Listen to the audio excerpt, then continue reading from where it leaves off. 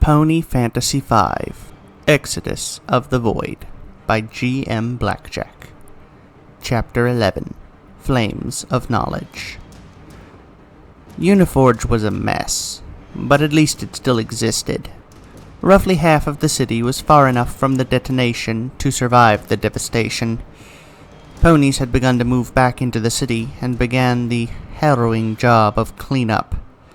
There were dead bodies everywhere in the destruction, though the bodies closest to the explosion had been completely incinerated, meaning some ponies would never know for sure if their loved ones were killed or not. There were no smiles, not even from Pinky. The four mares were walking down the street, helping where they could, heading in the general direction of the pub. Rarity walked in the door first, glancing around until she saw their new friend sitting on a bar stool.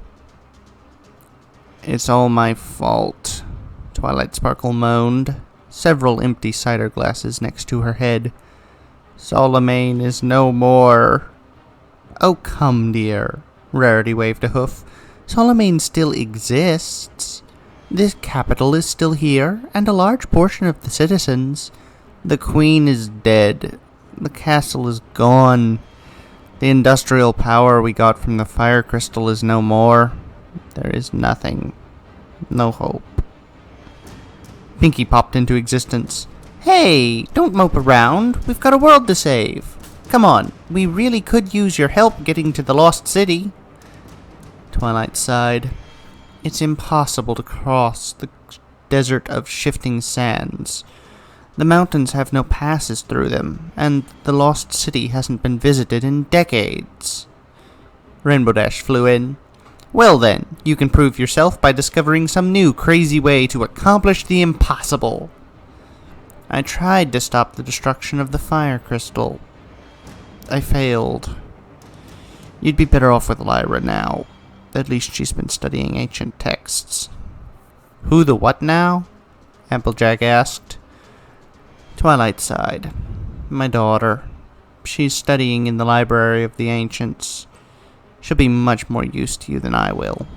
Stupid old mare. Barkeep, another glass." Pinky stayed behind for a little longer, but it quickly became evident that Twilight had spiraled into depression. "We need to cheer her up somehow," Pinky said, rubbing her chin. "Get her to snap out of it." Rainbow Dash rolled her eyes. "I say we just go to this ancient library and talk to this Lyra person. She could probably help." "And forget about Twilight?" Rarity gasped. "Rainbow, she needs our help." Pinky grinned. "And maybe getting her daughter to her will help. It's a win-win solution." "We leave immediately," Applejack said, trotting towards the door. "Applejack," Pinky drawled, "aren't you forgetting something?" "If you are referring to the piano in the corner there, no, I'm not. I'm just not going to play it. I'm not a complete dolt." The other three mares turned to stare at her. Rainbow Dash and Pinky couldn't help snorting. "What? I can say dolt. Nothing wrong with it." Rarity face-hooved while the Pegasus and the alien broke out into laughter.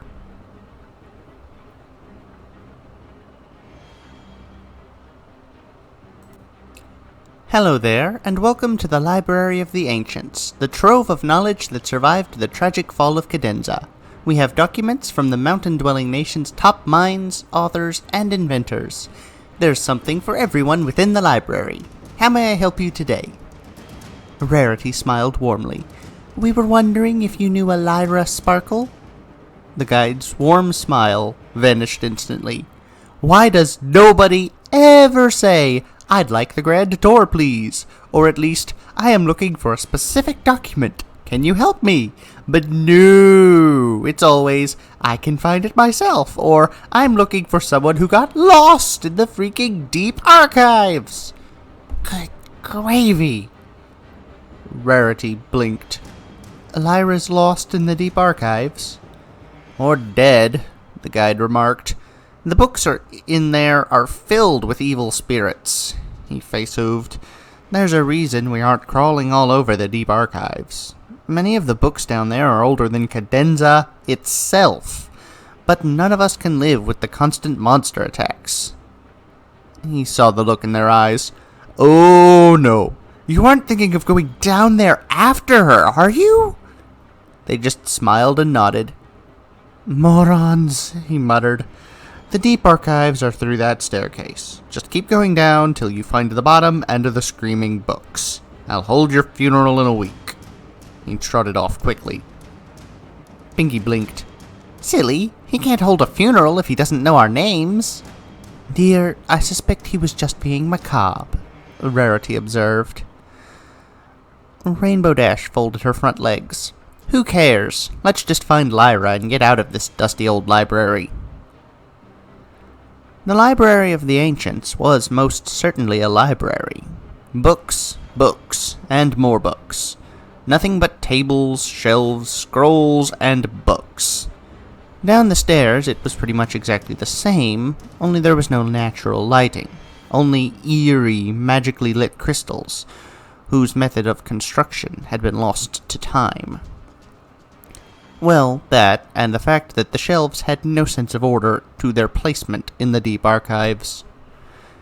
"I thought libraries were supposed to be organized," Rainbow Dash observed, already annoyed by the cramped maze of paths created by the bookshelves.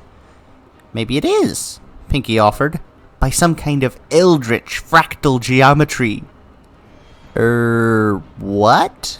Applejack asked. "Never mind."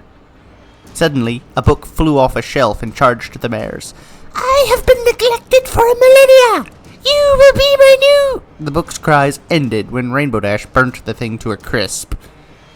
"Huh," she said. "That was easy." "I must avenge my brother!" Another book screamed, only to meet the same fate as its sibling. Pinky giggled. "Silly books! Fire isn't a toy!" "It isn't?" A much larger-sounding voice said. "Well then, I implore you, come to me and face my flames!" The four mares pondered this for a while. Then Rainbow Dash shrugged. Sure, why not? "Hey, Flame Dude, tell us where you are!" "Rainbow!" Rarity hissed. "I am here!" the voice roared, and as he spoke, a bookshelf fell into the ground, revealing a large book sitting on a pedestal. The book was open, and an orb of shifting flames floated a few inches from the pages. "Cool," Rainbow Dash and Pinky said. "I am Ifrit, and if you prove to be strong, I shall grant you my power!" The flame congealed into a muscular shape, not all that unlike a minotaur. The creature was a deep ashy color, with eyes that burnt with intense fire. "Come at me!" he roared. Rainbow Dash complied, firing a blast of ice at Ifrit. Ifrit let out a resounding "Ha!" as he interrupted the icy projectile with a burst of intense flame. "Is that all you have, little pony?" "Do you have to shout everything?" Rarity muttered, trying to slow Ifrit down. "Yes, I must. It is the way of the flame to never be silenced." Rarity rolled her eyes, just like the fire crystal. "I am nothing like that pathetic whelp of trash. You dare suggest a connection? I will fry you like bacon!" Ifrit clasped his hands together, and 4 powerful jets of fire shot out of the ground around him, scorching both the floor and the ceiling. "Feel the hellfire!" Rarity and Applejack backed away from the intense heat, but Rainbow Dash and Pinky stood their ground. "Shiva, I choose you!" Pinky said, pulling a red and white ball out of nowhere and tossing it out. Shiva appeared in a blast of icy shimmers, smirking. Then she saw her opponent. "Finally, a dude! Hey there, handsome!" Rainbow Dash face-hooved. "Shiva, stop fraternizing with the enemy!" Ifrit blinked. "Shiva? Shiva? Shiva, you still owe me $5! Shiva's gleeful expression vanished. "Oh, You. Great. First guy I see in millennia, and it's you. Just my luck. She pondered this for another moment. Hey, how about we just start over and pretend like we don't know each other? She fluttered her eyes. Hey, handsome. What, Shiva? Are you really that desperate?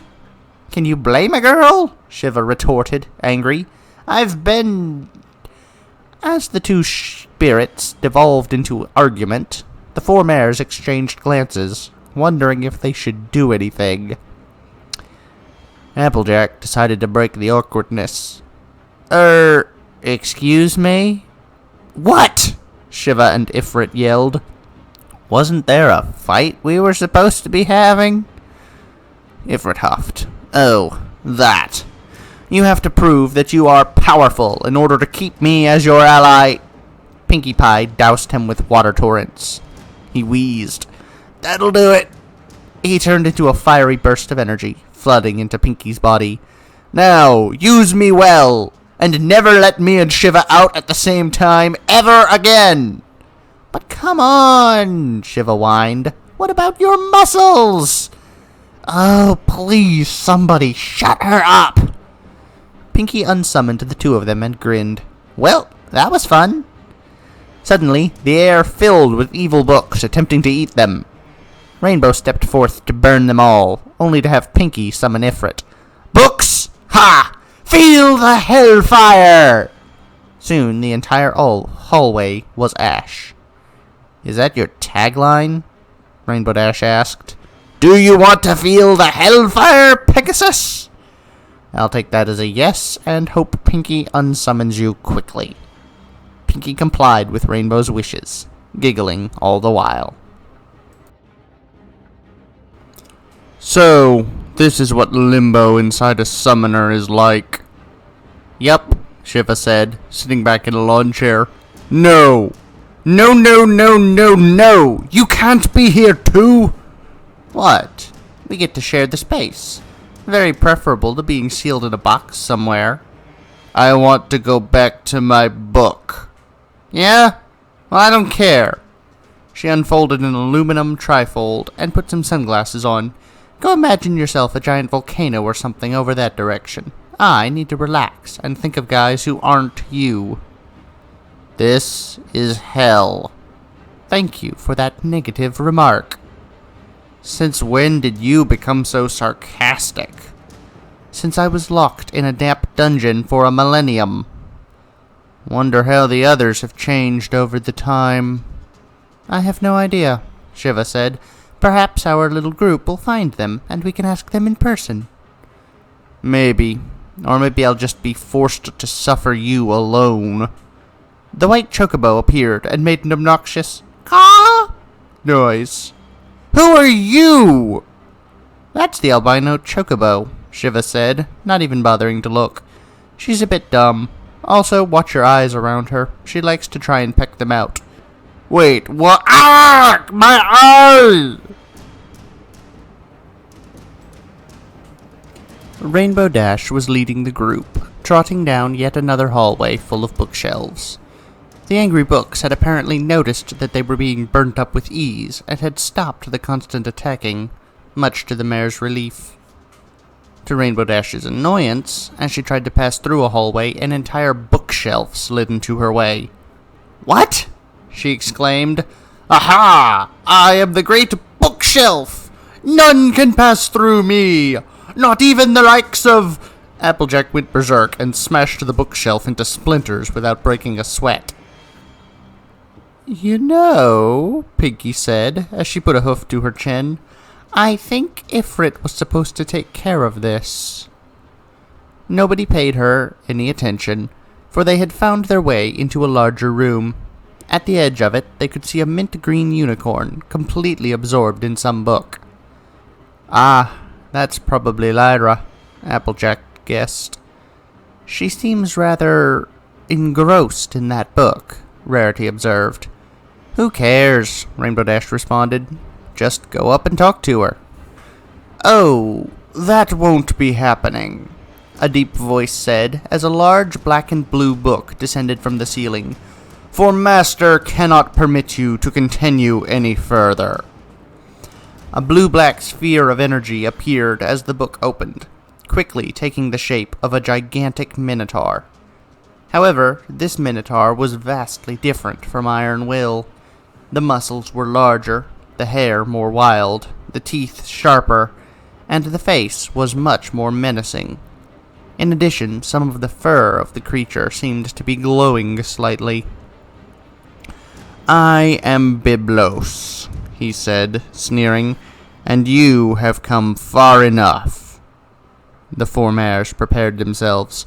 "I think you've come far enough," Applejack retorted. Rainbow Dash face hooved. "Really, Applejack? That's the best you could do." "I'm not a smartly like the rest of y'all."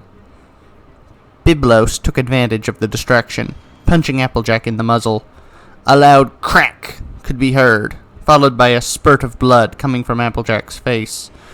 Her eyes rolled back into her skull as she lost consciousness. Rainbow Dash and Pinky attacked at that moment, Rainbow Dash using fire alongside Pinky's air attacks. The fire lit Byblos's considerable hair, making it much more effective than the air attacks. However, the air gave the fire fresh fuel, causing it to burn stronger. Pinky took out her hammer. "Rarity!" she yelled. Rarity had just finished patching Applejack up, though the orange mare was still woozy. "What do you need, Pinky? Got anything I can use on this guy?" Rarity lit her horn, searching through her magic. Try this," she said, enveloping the hammer with her magic. "Thanks," Pinky said, leaping into the air with the hammer. Byblos attempted to punch her out of the way, but he found himself stopped by a slender, ice-cold hand. "Hey there, big guy. I hear you like icicles." Shiva smirked as she generated a scythe made of ice and drove it into Byblos's chest.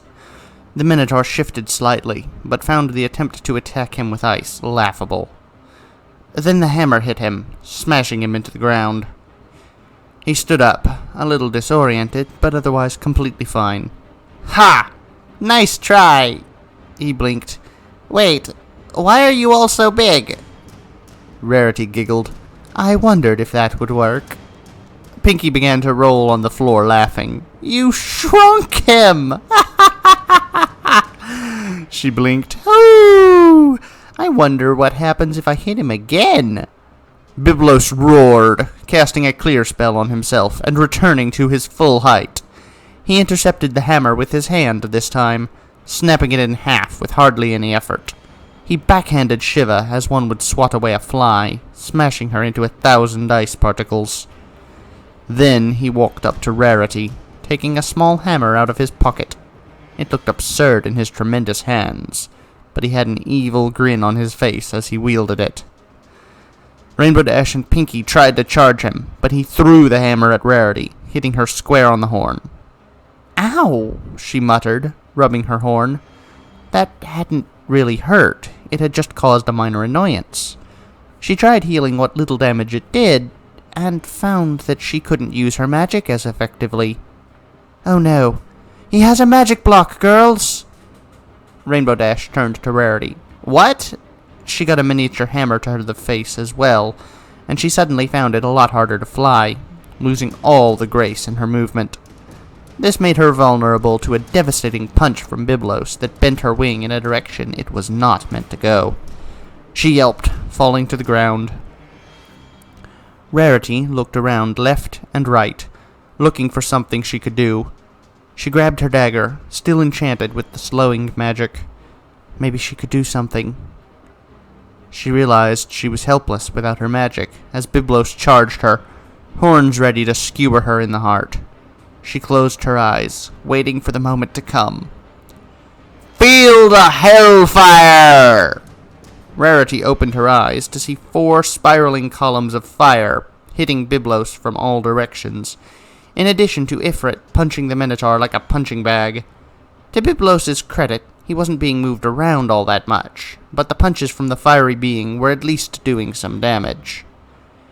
"Ifrit," Byblos said, Why do you travel with these? Stop questioning my existence, you overbearing cow! Biblos kicked his back legs out in rage. How dare you! Ifrit took the attack head on, not quite realizing that as a summon he couldn't take much damage without dissipating. Oh, die, he muttered, vanishing from existence. Biblos cracked his knuckles, turning to Rarity once more. Now, where were we, unicorn? As Biblos approached Rarity, Pinky's mind raced. She needed something she could use, and fast. Minotaur... She thought about Iron Will. She thought about how he had fought. Her eyes lit up. That punch he used to incapacitate her friends. That wasn't any regular punch. She grinned a mischievous grin. Hey, Biblos! What? She pulled her front left hoof back, enveloping it in strange metallic energy. Do you like bananas? No. Well then, I hear there aren't any bananas on the moon! Pinky roared, her hoof contacting Biblos' nose dead on. The force of the impact launched Biblos through the wall and into the next room.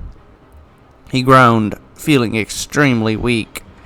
His vision was blurry as he began to sit back up. The first thing he saw after regaining his composure was Pinky, standing over him with a comically oversized scythe. It was also the last thing he saw. Pinky let out a breath, walking back into the original room. Rainbow Dash had completed healing herself, and moved on to Applejack, while Rarity stood in a corner, eyes frozen on where Biblos had just been. Rarity? Pinky asked. You okay? Yes, darling, Rarity said, still shaking. I just need a bit of time to regain my composure. I just saw my entire life flash in front of my eyes. She adjusted her crown nervously. Give me a few moments. Applejack was back up, rubbing her muzzle. Ow! She looked back towards the end of the room, where the mint-green unicorn was still nose-deep in a book. Are you serious? You are still reading that book? Applejack yelled at the top of her lungs. The unicorn made no response. Applejack was fed up. She walked over to the mare and slapped her across the face. Hey! What was that for? We just fought some crazy demon minotaur behind you, and you didn't even notice? Applejack yelled. Oh, the mare said, shrugging. Guess not. She looked down at her book and closed it. Well, this book was useless. No mentions of the ancient humans at all. Rainbow Dash just groaned. Look, you're Lyra, right? Yeah, Lyra said, looking up. What's it to you? Well, you see, your mom told us about you, Applejack began. Oh, how is Mom doing, by the way? Lyra asked, smiling. Not too good, Pinky said, frowning. You see, her machine kinda weakened the fire crystal, and when the fire crystal shattered, it kinda blew up the whole castle and most of Uniforge. She's in a bit of a depression spiral. Lyra blinked. But Mom never gives up. Sure seems like she has now, Applejack said. Anyway, it seems like she thinks you can help, Where in tarnation are you going? I'm leaving, Lyra said, activating a secret passageway. Mom needs me to knock some sense into her. She trotted down the passage, picking up a few books with her telekinesis as she left. It closed behind her. Rainbow Dash began. Does anyone remember how she opened that secret passage? Applejack sighed. Well, I guess we have to get out the hard way. Back to Uniforge, then. In the secret passage, Lyra sighed. Not only had she not found any surefire evidence of humans, but her mother was apparently in a depression spiral after some kind of world-devastating catastrophe. It didn't even occur to her that she might hear about these things sooner if she didn't spend all her time locked up in the ancient library.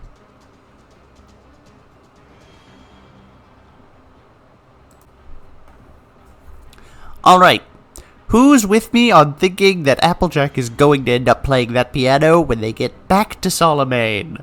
Because they are back at the, place. There's another opportunity for piano playing for no apparent reason, because it's a running gag.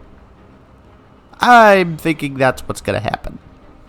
I don't actually remember it, but I'm willing to say, with fair confidence, that will happen. Second order of business. Apparently, cadenza was a country as well as a language. I still don't know if it has any bearing on Princess Miyamura Cadenza, which seems likely. I don't know. I have a feeling it comes up later in the story, so there'll be later opportunities for answers to that to pop up. But cadenza is a name to remember. Anyway, issue 3. So, the animate books, their words are spoken in all caps. For some reason. The way the narrative speaks, I think they're not terribly deep sounding, and I wouldn't think they're terribly loud. And even if they are, all caps for loud is a bad habit. It just...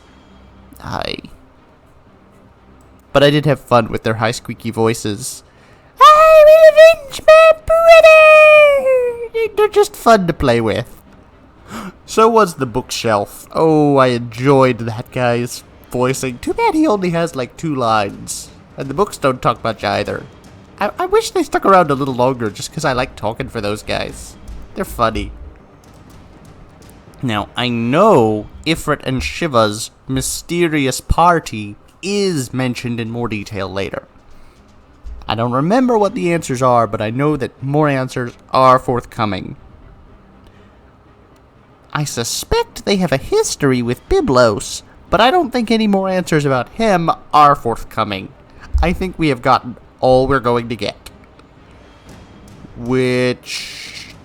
yeah, I feel like there's more of a story there, but I have no idea what it might be.